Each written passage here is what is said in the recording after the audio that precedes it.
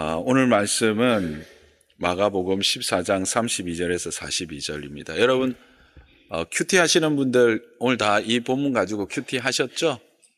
네. 그래서 여러분들이 또 묵상한 것과 또 제가 묵상한 것들을 또 함께 생각해보고 또 여러분들이 함께 또 은혜도 누렸으면 좋겠습니다. 이번 한 주간은 그 매일 성경 본문으로 매번 우리 고난주간은 그렇게 했어요. 그죠? 그렇게 진행할 거니까 오전에 여러분들이 말씀 묵상하고 있다가 와서 또 이 말씀을 함께 또 묵상하고 또 이렇게 기도하는 시간들로 채워갔으면 좋겠습니다. 교독할까요? 그들이 겟세마네라 하는 곳에 이르매 예수께서 제자들에게 이르시되 내가 기도할 동안에 너희는 여기 앉아 있으라 하시고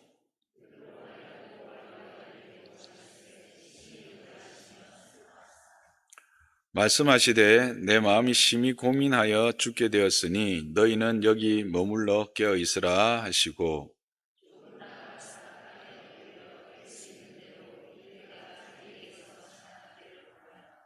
이르시되 아빠 아버지여 아버지께서는 모든 것이 가능하오니 이 잔을 내게서 옮기시옵소서.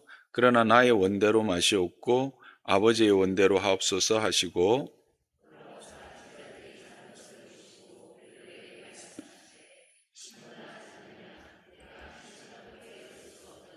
시험에 들지 않게 깨어있어 기도하라. 마음에는 원이로되 육신이 약하도다 하시고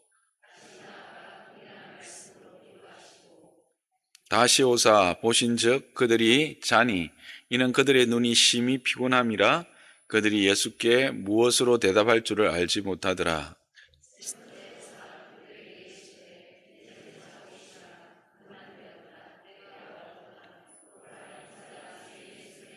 함께 있습니다. 일어나라 함께 가자. 나를 파는 자가 가까이 왔느니라. 아멘. 우리는 어제 최후의 만찬을 제자들과 함께 유월절 만찬을 나누시고 제자들과 함께 평소에 기도하시던 겟세마네라고 하는 곳으로 가셨던 주님을 함께 묵상했습니다. 그 겟세마네는 우리가 성경에서 예수님이 자주 또 기도하셨던 예루살렘에 가시면 늘 기도하셨던 장소로 기억하고 있습니다.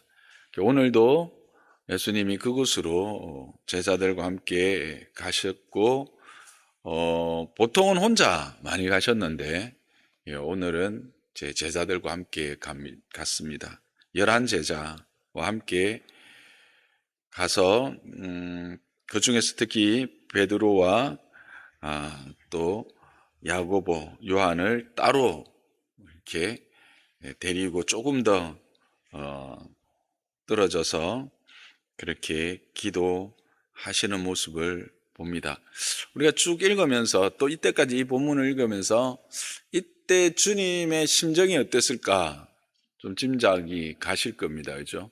참 본문이 말하는 대로 놀라셨다, 또 슬퍼하셨다, 고민하셨다, 뭐 이런 이야기들이 이제 있는 걸로 봐서 예수님이 참 이 십자가를 앞두고 참 마음이 참 힘드셨구나라고 하는 것을 우리가 알게 됩니다. 근데 그것이 얼마나 힘들었을까? 근데 이제 우리 말로 이제 해석되어진 것으로도 충분히 짐작이 가지만 그 원어의 의미를 살펴보면 그 십자가를 앞둔 예수님의 심정을 더 분명하게 볼 수 있습니다. 33절에 우리가 읽었던 심히 놀랐다라고 하는 이 단어는 수동태로서 이 두려움에 던져졌다라는 겁니다. 이 심히 놀라신 것은 이제 스스로 놀란 게 아니라 그런 환경에 놀랄 수밖에 없는 환경, 두려울 수밖에 없는 환경,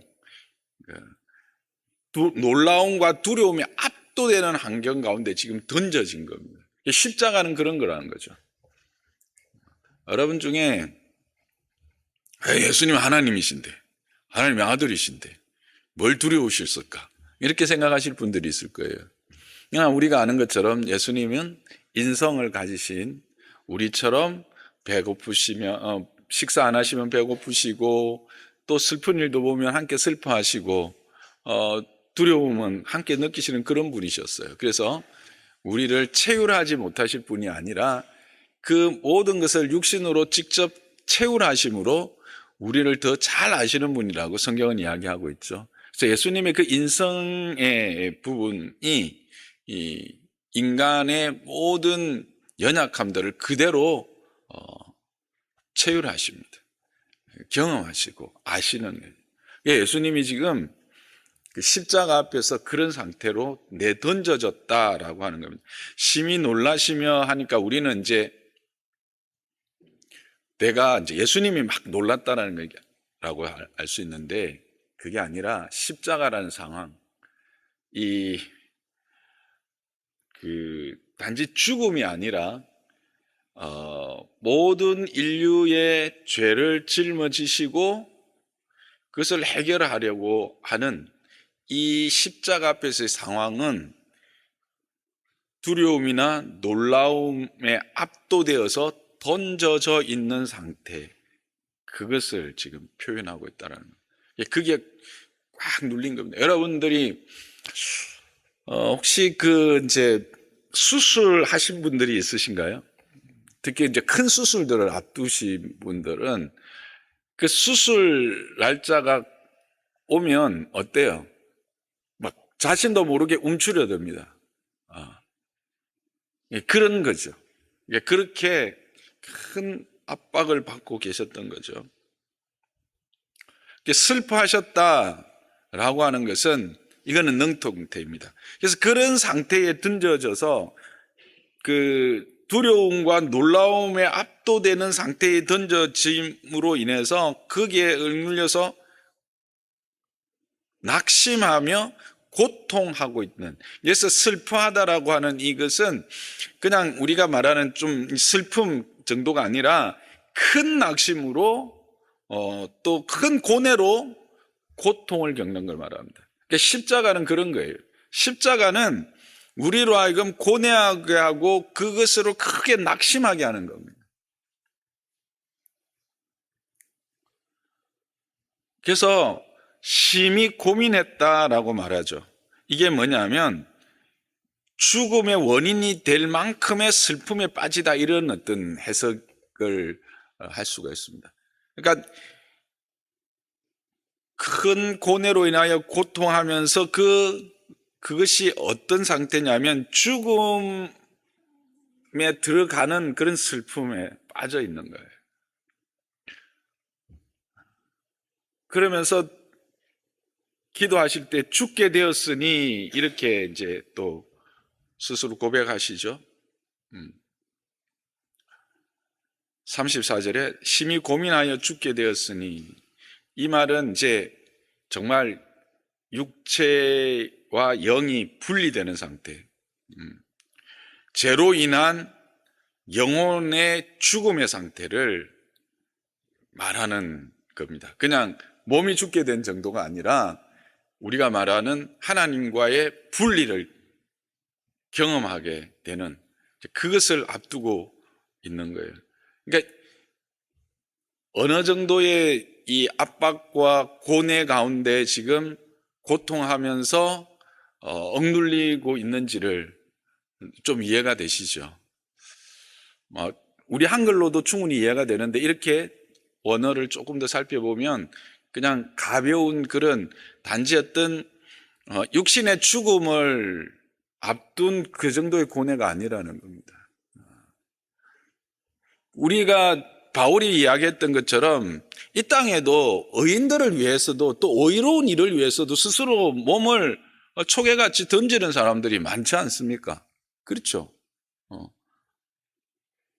그런데 예수님이 이렇게 생각할 수 있는데 그게 아니라 지금 예수님 앞에 있는 이 십자가는 그런 일반적인 죽음과는 전혀 그러니까 그것과는 비교될 수 없을 만큼의 크고 깊은 그런 이제 고뇌와 슬픔의 환경 가운데 내전져졌고 그것 때문에 지금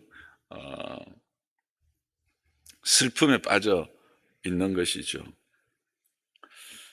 이와 같은 예수님의 고백이 보여주는 것은 무엇을 우리에게 말씀합니까? 십자가라고 하는 이 길, 예수님이 우리가 그냥 예수님이 이 땅에 오셔서 우리를 위해서 십자가에 달려 돌아가셨다라고 말하는 그것이 그냥 우리가 그렇게 쉽게 이야기할 만큼 그 정도의 길은 아니었다라는 거예요. 그 길이 참으로 힘들고 두렵고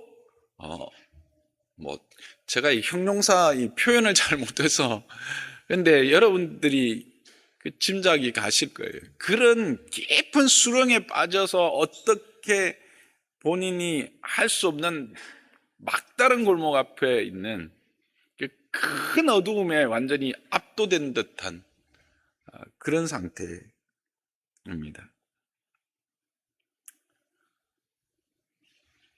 결국 이 말씀은 또 그 하나님의 뜻을 이루어내고 하나님의 그 참으로 영광스러운 일을 성취해 가는 그 과정이라 할지라도 그 길은 결코 녹록한 길이 아니다라는 사실입니다.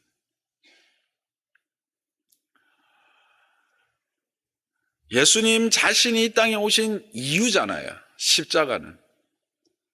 그럼에도 그 길은 간단치 않다라고 하는 것을 이 예수님의 모습을 통해서 우리는 볼 수가 있는 것입니다. 그래서 여기서 저는 감사를 확인하게 됩니다. 저는 감사하게 됩니다. 그럼에도 그 길을 포기하지 않으셨잖아요. 하나님이신 그 분이 육신을 입고 이 땅에 오셨을 때 지금 이 십자가를 앞두고 경험하는 이 압도되어지는 이와 같은 상황들 굳이 경험할 필요 있을까요? 또 그런 압도된 상황에서 그냥 포기할 수 있지 않습니까? 그런데 예수님은 포기하지 않으신다라는 겁니다. 포기하지 않으셨다라는 것이죠. 그래서 참 감사했어요. 주님이 그 길을 끝까지 가셨기 때문에 오늘 저와 여러분이 이 영광스러운 자녀됨의 자리에 하나님의 영광의 부활에 참여한 자로서의 기쁨을 누리며 살 수 있다는 겁니다.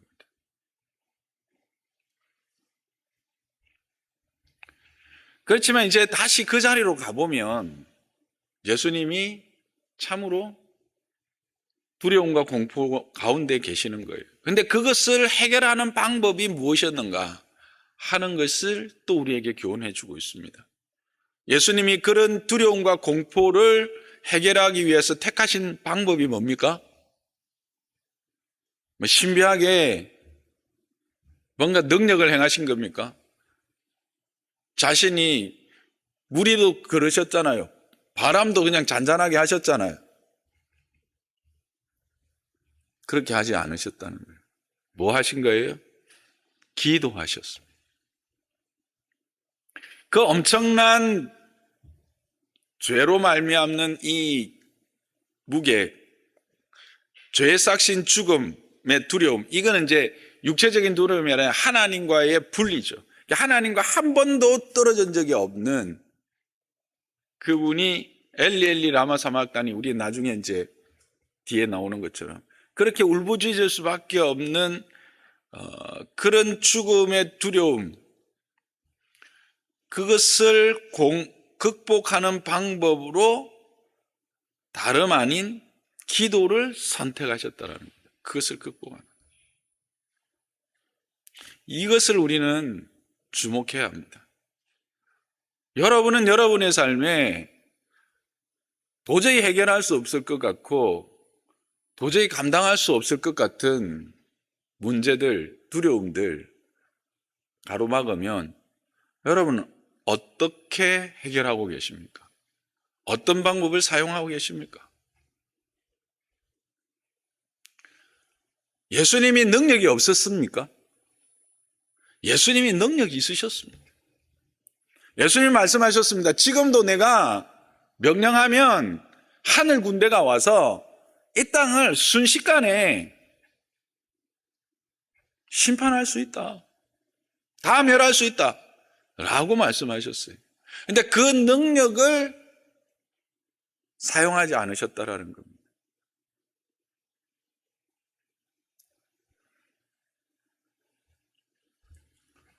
그래서 주님은 제자들에게도 이것을 가르치고 있어요. 제자들에게 지금 뭘 부탁하고 있어요? 기도를 부탁하고 있어요. 제자들에게 기도를 부탁한다라는 의미는 뭘까요? 그냥 나를 도와달라는 의미일까요? 우리는 어제 말씀 가운데 감람산으로 함께 올라가던 제자들, 그 제자들에게 너희가 나를 배신할 것이다 라고 하신 말씀의 의미는 간단하게 제가 살펴보았지만 이 길이, 나를 따라오는 길이, 제자의 길이 결코 쉬운 길이 아닐 것이다. 나를 따라올 때는 어쩌면 너희는 나를 배신하고 부인하는 자리에까지도 이르게 될 것이다. 그만큼 힘들고 어려운 길이 될 것이다 라고 하는 것 또한 암시하고 있다는 것을 말씀하다고 이야기 드렸죠. 그런 제자들이 이제 직면할 일들이 만만치 않을 것입니다. 이제 곧 우리가 아는 것처럼 베드로는 예수님을 3번 부인하고 제자들은 요한을 제외하고는 다 떠나고 예수님 곁에 남아있지 않을 것입니다. 그런 상황을 직면할 때에, 그 십자가를 직면할 때에 제자들이 가진 믿음으로서는 도저히 감당할 수 없다라는 것을 주님은 분명히 하셨습니다. 그래서 특별히 37절에 보면 제자들이 자는 것을 보시고 누구에게 말합니까? 베드로에게 특별히 이야기합니다. 1시간도 깨어있을 수 없더냐?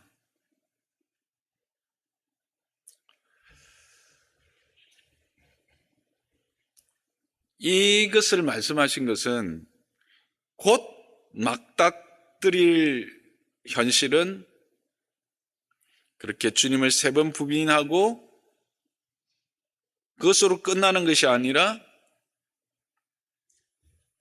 예수님께서 제사장에게 나아가고 빌라도에게 판결을 받고 죽으신다는 사실, 그래 됐을 때 다 흩어질 것이라는 사실을 예수님은 아셨고, 그 두려움 앞에 그들이 섰을 때 그 두려움을 이겨낼 수 있는 방법이 뭔가?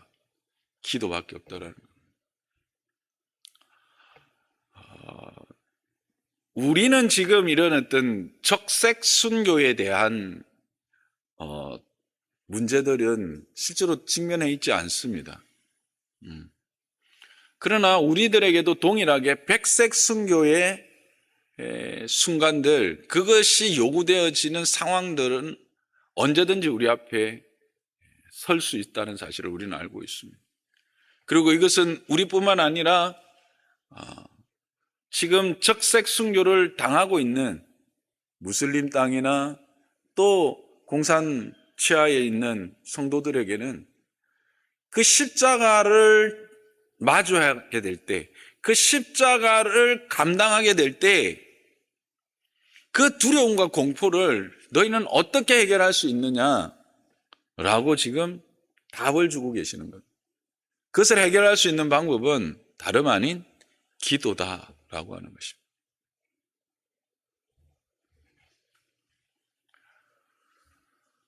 어쩌면 여러분 중에는 나는 결코 주님을 부인하지 않을 것입니다, 장담하실 분이 계실 줄 모릅니다. 여러분의 믿음의 그 확실함 가운데 계실 분이 있을 줄 모릅니다만, 그런 분일수록 더욱 기도하셔야 합니다. 베드로를 보십시오.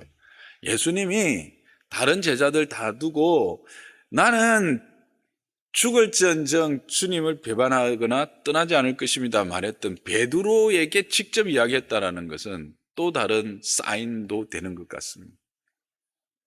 우리는 우리를 믿을 수가 없어요. 믿음의 대상이 되지 못합니다. 우리는.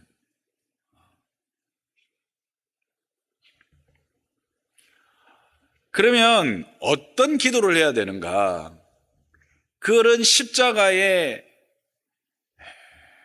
직면했을 때 하나님의 뜻을 이루기 위하여 예수님처럼 자신을 포기하고 가진 것들을 포기하고 내몰리고 조롱당하고 침뱉음을 당하며 그렇게 조리돌림을 당하는 그런 상황, 더 나아가서는 죽음에 이르는 그런 상황 가운데서도 여전히 하나님이 내게 허락하신 자녀됨을 지키며 그것을 드러내는 십자가의 길을 가기 위해서 우리는 어떤 기도를 해야 되는가? 하나님의 뜻이 이루어지는 기도를 해야 된다고 본문은 우리에게 본으로 보여주시는 것이죠. 근데 여기서 우리가 위로가 되는 게 뭐냐면 예수님도 처음부터 하나님의 뜻을 구하는 기도로 시작하지는 않으셨다는 겁니다. 우리는 이 하나님의 뜻을 구하는 기도를 하는 예수님의 모습을 보면서 우리의 기도와 자꾸 이렇게 비교를 합니다. 그러면서 의기소침해지죠. 근데 예수님도 처음 기도는 뭐였어요? 이 잔이 내게서 지나가기를 기도하고 계십니다. 그것도 아빠, 아버지라고 부르는 이유가 더 친근하게, 평소 때는 아버지 이러다가 이때는 아빠, 좀 너무 간지럽나요? 하여튼 이런 느낌. 정말 그 어린아이와 같은 그 간절한 마음으로 이 잔을 좀 불려주시면 되지 않겠어요? 라고 하는 어떻게 보면 참 예수님답지 않는 그런 모습이 우리가 충분히 연상되는 그런 기도로 시작하고 있다는 거예요. 그러나 기도가 계속되면서 어떤 변화가 일어납니까? 그렇습니다. 하나님의 뜻을 구하게 되고 하나님의 뜻에 자신을 맡기게 됩니다. 나의 원대로 마시옵고 아버지의 원대로 하옵소서. 이게 기도의 신비요 은혜입니다. 여러분, 우리가 처음에 기도할 때부터 하나님의 뜻을 온전히 이해하고 하나님의 뜻에 우리를 온전히 맡기는 기도자가 될 수 있을까요?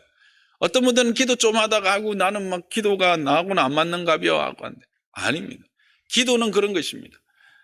처음에는 어린아이처럼 내 뜻과 내 생각과 이것들만을 기도해요. 하나님께 구해요. 찾아요. 그것도 안 되면 막 삐껴가지고 삿대질까지 하고 그래요. 그러나 그럼에도 하나님을 포기하지 않고 그 하나님이 내 하나님이심을 분명히 기억하고 믿으면서 신실하신 하나님 앞에 엎드리며 나아갈 때 그 하나님이 나를 깨닫게 하시고 가르치셔서 결국 어떤 기도의 자리에 이르게 하시는가? 하나님의 뜻을 구하는 기도의 자리로 나를 세워가신다는 그게 기도의 또한 은혜예요. 저는 여러분들이 이런 은혜가 있기를 주님의 이름 축복합니다. 많은 분들이 이런 것들을 경험한 거예요. 그 경험하셨을 거예요. 기도는 그런 것입니다. 내 뜻으로 나아갔다가 하나님의 뜻을 깨닫고 그 뜻을 위하여 간구하는 자리가 기도의 진정 자리예요. 저는 이런 그 경험이 참 많아요. 여러분들도 많을 거예요. 막 들어올 때는 막 화나가지고 막 하나님 앞에 기도하고. 근데 어떤 딱 기도하다 보면 막 그게 아닌가벼 깨달고 그래요 주님 하고 자복하고 오히려 회개하고 그렇게 하나님의 은혜를 구하고 하나님의 뜻을 구하고 그 자리에 나가는. 그럴 때 우리 안에 뭐가 옵니까? 샬롬이 오는 거예요. 샬롬이. 하나님의 샬롬이 그때 우리 안에 우리를 감싸고 우리를 채우게 되는 거예요. 이게 기도의 은혜죠. 근데 이런 기도를 할 때 어떤 마음의 가짐도 참 중요한 것 같습니다. 예수님이 그걸 보여주세요. 예수님이 어떻게 기도하십니까? 간절함과 힘을 다하는 기도를 하고 있어요. 본문에는 나와 있지 않지만 땀방울이 핏방울이 흐르는 것과 같은 진액을 쏟는 기도를 하시죠. 누가복음 22장 41절하고 44절을 좀 보죠. 누가복음 22장 41절 보시면 그들을 떠나 돌 던질 만큼 가서 어떻게 기도합니까?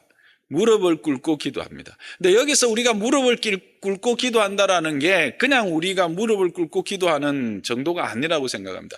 여러분, 엘리야의 기도가 기억나십니까? 엘리야가 어떻게 기도합니까? 무릎 사이에 머리를 묶고 꿇어서 기도합니다. 저는 그런 모습이 이 간절함, 하나님의 은혜에 대한 그 간절함을 담은 항복의 자세. 하나님이 아니면 안 됩니다. 하나님이 아니면 이것은 해결될 수 없습니다. 주님만이 하실 수 있습니다 라고 하는 그런 간절함의 표시가 뭐냐? 무릎 꿇음이에요. 그게 항복이거든요. 그리고 머리를 그 사이에 조아리는 그런 간절함. 그리고는 44절에 함께 읽어볼까요? 예수께서 힘쓰고 제가 44절 준비하라 했는데 예수께서 힘쓰고 애써 더욱 간절히 기도하시니 땀이 땅에 떨어지는 핏방울 같이 되더라. 이게 요즘 이제 개역 개정에 잘 이렇게 해석된 거예요. 땀이 피같이 흐르더라. 피가 되어 뭐 흐르더라. 이렇게 해서 땀이 막 그러니까 물이 포도주로 변한 것처럼 물이 피로 변해서 흐른 것으로 그렇게 이제 해석을 하는데 본문 원어는 땀이 땅에 떨어지는 핏방울 같이 되더라. 핏방울 같이. 그러니까 방울이 두두두둑 떨어지듯이 떨어지더라는 거예요.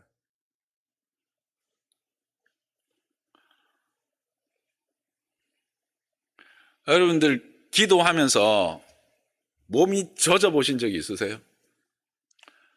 땀으로 흠뻑 젖고 이렇게 눈썹에서 이렇게 해서 그러니까 보통 이제 기도하다가 땀방울이 막 이렇게 떨어질 때는 이렇게 잘 안 떨어지고 기도할 때는 여기서 눈썹 있는 데서 땀이 쫙 맺혀서 거기서 떨어져요. 경험해 보시기를 주님의 이름으로 부탁합니다. 근데 그게 저는 그냥 맺히거나 어쩌다가 이렇게 눈으로 이렇게 흘러 들어오는 정도인데 예수님은 그게 그냥 땀방울, 아니 핏방울이 주르륵 흐르, 이게 핏방울이 주르륵 흐르잖아요. 피가. 그렇게 간절하게 기도하셨다라는 거예요. 근데 이런 기도는요, 천사도 도우세요. 43절, 누가복음 22장 43절을 보면 천사가 하늘로부터 예수께 나타나 힘을 더하더라 이렇게 돼 있어요. 어떤 분들은 뭐 예수님이니까 그렇게 하셨지 않겠나 그렇게 말씀하는데 물론 그렇지만 저는 하나님의 은혜에 우리에게도 이런 은혜가 있을 거라고 저는 생각합니다. 우리를 성령이 우리의 간구에 함께 하신다 그랬거든요. 그런 은혜가 있는 거죠. 그러니까 기도하면서 그 하나님이 나와 함께 하시는 은혜를 경험하게 되는 거예요.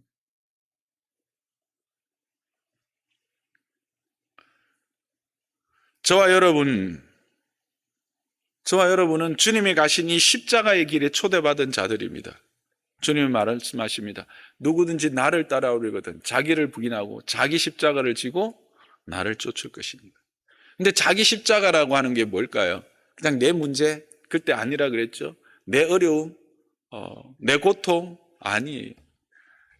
하나님의 뜻을 이루기 위하여 내게 허락하신 사명들입니다. 우리의 모두는 사명자입니다.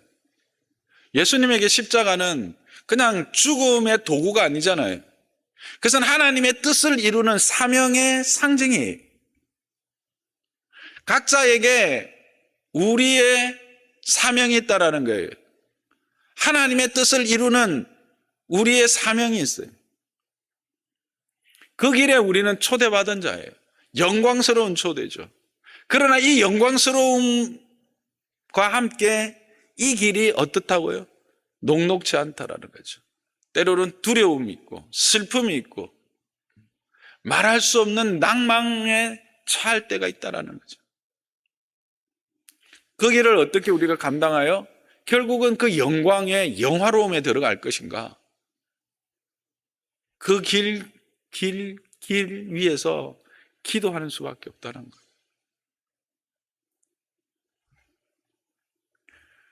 여러분, 변화산에서 내려오셨을 때 사건을 아시죠? 예수님이 변화산에 올라와서 완전히 이제 부활 이후의 모습으로 변화되고 모세와 엘리야와 함께 출애굽에 대해서 이야기하고 내려왔을 때 밑에 무슨 일이 있었어요? 귀신 들린 아들을 데리고 온 아버지, 제자들이 그 귀신을 쫓아내지 못합니다. 그냥 예수님이 귀신을 쫓아내죠. 그랬을 때 제자들이 와서 뭐라고 말합니까? 누가복음 9장 29절. 그래서 제자들이 아니 우리는 왜 못했습니까? 제자들이 귀신을 쫓아내본 경험이 있습니까? 없습니까?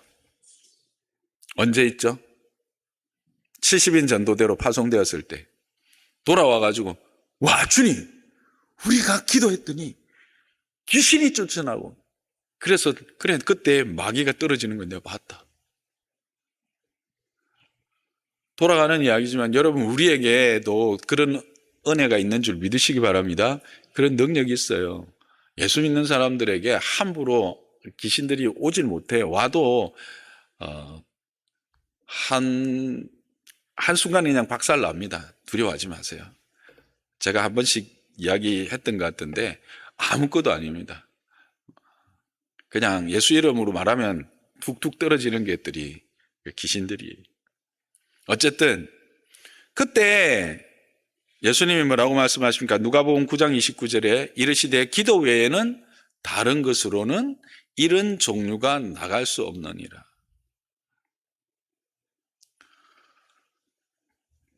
여러분 우리가 이제 가야 될 길은 정해졌습니다. 이제 예수 믿었습니다. 다른 길로 가고 싶어도 갈 길이 없어요. 이 십자가의 길은 우리의 길이에요.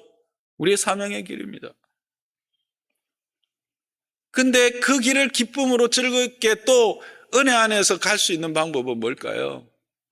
능히 그것을 극복하고 찬양하면서 갈 수 있는 방법은 뭘까요? 기도라는 겁니다. 근데 여러분 오늘 제자들이 함께 주님과 같이 기도할 수 있었나요? 기도했나요? 기도하지 못했죠. 왜 기도하지 못했을까요? 기도하지 않았을까요? 아니에요. 예수님이 처음에 오셨을 때는 뒤에 나무리시다가 두 번째 왔을 때는 아무 말씀을 안 하십니다. 왜냐하면 그들이 예수님을 보고 그 미안한 마음을 그 본문을 잘 읽어보세요. 그런 게 느껴져요. 예수님이 조용히 계시다가 세 번째 와서는 이제는 쉬라 이렇게 합니다. 하나님의 위로죠. 주님이 위로입니다. 이제 그 안식에 들어가게 되는 그런 이제 이야기인데 어쨌든 왜 기도하지 못했을까? 예수님처럼 절박하지 않았던 거예요. 그 십자가가 절박하지 않았던 거예요. 좀 더 쉬운 말로 하면 어떤 분이 그러더라고요. 요즘 왜 예수 믿는 사람들이 기도하지 않을까? 배가 불러서 그렇다고. 그 말 듣고 나니까 확 찔리더라고요, 제가. 네, 배가 불렀어요, 이제. 우리가 예수님 아니라도, 하나님 아니라도, 내 힘과 내 능력으로 먹고 쓰고 있고, 내 자녀들 교육시키고 하는데, 뭐 그렇게 크게 힘든 거 없어요. 뭐 예수 믿어서 조금 더 좋고, 예수 믿어서 조금 더, 그리고 이제 영원한 하나님 나라에 있다고 하니까, 그래서 감사하고 할 뿐이지, 지금 내 앞에 있는 이 일들에 대해서 막 절박하지 않은 거죠. 그러니까 하나님의 사명에 대해서 내가 별로 절박함이 없는 거예요.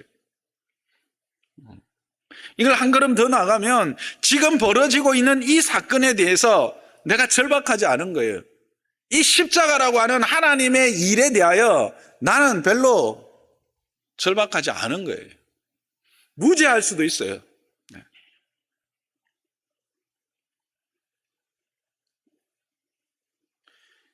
이 시대가 어떻게 가고 있는지 별로 나하고는 상관없는 거예요. 하나님의 뜻이 지금 어떻게 되든지 나하고는 별로 상관없는 거예요. 내 새끼 내 보따리 잘 챙겨갖고 있고 나는 지금 살만하거든요. 기도할 이유가 없는 거죠. 이 시대가 그렇다는 거예요. 우리 교회도 그렇고요, 솔직히. 우리가 고난주간을 지나면서 이런 도전을 좀 받았으면 좋겠어요. 그리스도의 고난에 참여한다라고 하는 것이 억지로 어떤 소복을 입고 금식을 하고, 근데 금식을 하는 것도 나쁘지는 않아요. 제가 이제 인위적으로 외식하는 것을 제가 자꾸 건드리는 거지, 정말 주님의 그 고난을 생각하면서 간절함으로 이 땅을 긍휼히 여기실 그 주님, 이 땅의 죄를 멸하러 오시고 그 죄를 승리하신 그 주님을 생각하면서 그 은혜를 입기를 위해서 정말 간절함으로 순수한 금식을 한다면 그거보다 더 좋은 게 어디 있어요? 좋은 거예요. 근데 이제 그것들이 너무 형식적이 되어지고 율법화되어진 그것 때문에 제가 하는 말이에요. 그러다 보니까 자꾸 이제 우리 성도들은 오히려 이거를 듣고는 잘 됐다. 기도 안 해도 되고 잘 됐다. 굳이 이렇게 저의 의도와는 전혀 다른 의도로 가는 것 같은데 이거를 더 깊은 뜻을 읽어주시기를 바랍니다. 그렇죠? 더 이렇게 표피적인 제 이야기의 그 표피적인 부분만 보지 말고 그 더 깊은 것을 좀 볼 수 있는 영적인 안목이 있는 분들이 여기 오신 줄 믿습니다. 네. 그렇게 우리는 해야 되는. 지금 벌어지고 있는 이런 사건들, 이 시대를 보세요. 여러분, 지금 하나님의 나라가 임하거나 그것을 임하는 나라에 대한 대적하는 세력들이 얼마나 치밀하고 얼마나 집요하게 공격하고 있는지 여러분 안 느껴지세요? 저는 느껴져요. 성적인 타락, 유혹들, 요즘은요 크리스찬 중에서도 60%가 혼전 동거에 대해서 아무런 문제를 없다고 말한대요. 혼전 동거는 단지 혼전 동거 자체의 문제가 아니잖아요. 성경은 성적인 관계는 그의 영혼과의 결합이고 그의 영혼이 더럽혀지는 것이라고 고린도전서에 분명히 이야기합니다. 네가 창녀와 함께 잤느냐? 그러면 창녀의 영이 너의 영과 하나가 되고 너가 창녀의 영으로 더럽혀졌다고 말하고 있지 않습니까?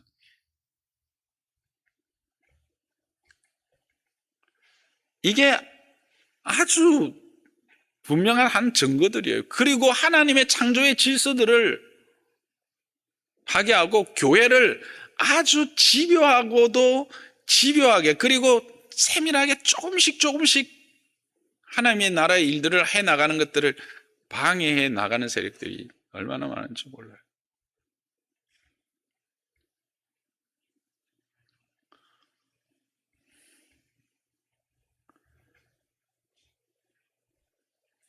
여러분,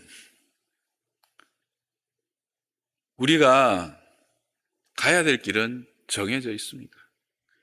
우리는 이제 이 십자가의 길 외에는 갈 길이 없어요. 여러분, 다른 길 있어요? 다른 길 있으면 가세요. 근데 우리는 없어요.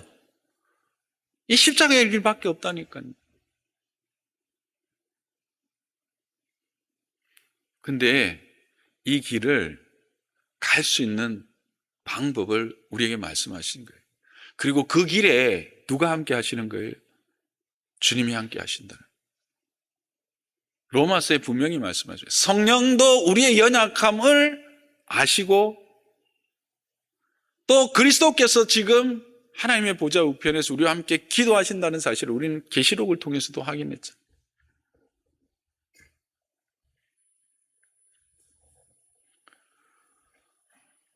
그리고 세 번째는 육신이 피곤해서라고 이야기하고 있습니다. 예수님도 인정한 거예요. 이거 중요한 겁니다. 우리가 영적인 일들이라고 해서 이 육신의 이 강건함을 도외시할 수 없어요. 영과 육의 균형 잡힌 삶을 말하고 있는 겁니다.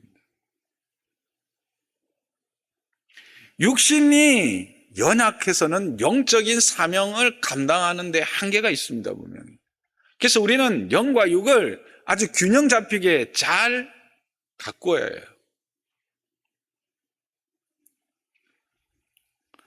말씀을 정리하겠습니다. 십자가를 앞둔 예수님, 우리가 상상하는 것 이상으로 예수님도 그 앞에서 지금 두려움 가운데 하나님 앞에 엎드리고 있습니다. 그 두려움을 해결하는 방법으로 다른 어떤 것들을 선택하지 않으시고 하나님을 선택했고 기도를 선택했습니다. 동일합니다. 우리도 이 걸음을 걸어갈 때, 이 십자가의 길을 걸어갈 때 그런 두려움과 공포 또 어려움들을 직면하게 됩니다. 해결할 수 있는 방법은 뭐라고요? 기도입니다. 저는 장로산나 교회가 다시 기도하는 교회가 되기를 원합니다. 우리 교회가 참 기도하는 교회였어요. 이런 말하니까 참 제가 부끄러운데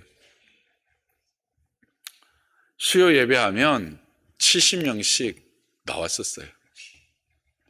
새벽 기도도 최소한 그래도 한 20명은 평일날 나왔었어요. 언제? 성도들이 한 200명 될 때. 그런데 우리의 배가 부른 거죠. 첫째는 최 목사의 배가 부른 것 같아요. 그래서 저는 어쨌든지 일주일에 5번은 목표를 하고 4번 이렇게 나오려고 합니다. 새벽을 깨우려고 하는데 꼭 새벽을 깨워서가 아니라 우리가 정말 기도하는 성도들이 되었으면 좋겠습니다. 이 시대적 사명, 여기 있잖아요. 시대적 사명을 감당하는 교회. 뭘 어떻게 감당하겠다는 겁니까? 저와 여러분이 이 시대에 우리에게 허락하신 이 길을 능히 잘 달려가기 위해서 기도하고, 기도하되 정말 전심으로 힘을 다해서 기도하고 하나님의 뜻을 구하는 그런 기도자가 되기를 주님의 이름으로 부탁합니다.